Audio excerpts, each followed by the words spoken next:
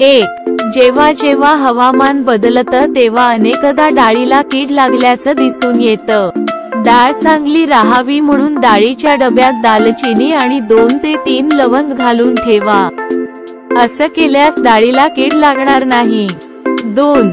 Salad बनवण्याआधी भाज्या आणि फळं फ्रीजमध्ये ठेवा, मनासारख्या आकारात कापता येतील.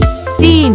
दही चांगले घट्ट लागण्यासाठी कोमट दुधात दही घातल्यानंतर त्यात हिरव्या मिरचीचे 3 किंवा 4 देठ टाकावेत. त्यामुळे दही घट्ट लागते. मिरचीच्या देठात एन्झाइम्स नावाचा घटक असतो, त्यामुळे दही घट्ट होते. 4.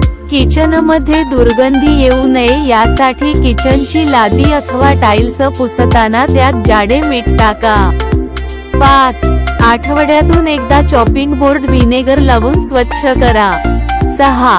मोदक तळातून फुटू नये यासाठी उकडायला ठेवण्यापूर्वी ते पाण्यात बुडवून मग वाफवायला ठेवावेत, म्हणजे मोदकाला तडा जाणार नाही किंवा ते फुटणार नाहीत. 7. कपड्यावर किंवा महत्त्वाच्या कागदपत्रांवर तेलाचा डाग पडल्यास त्यावर खायचा सोडा लावावा आणि उन्हात सुकवावे, तेल उडून जाते. 8. कोणतेही फळ लवकर पिकावे म्हणून एक केळी घालून फळ कागदाच्या पिशवीत घालून ठेवावे, केळे न सोलता सालीसकट घालावे. 9.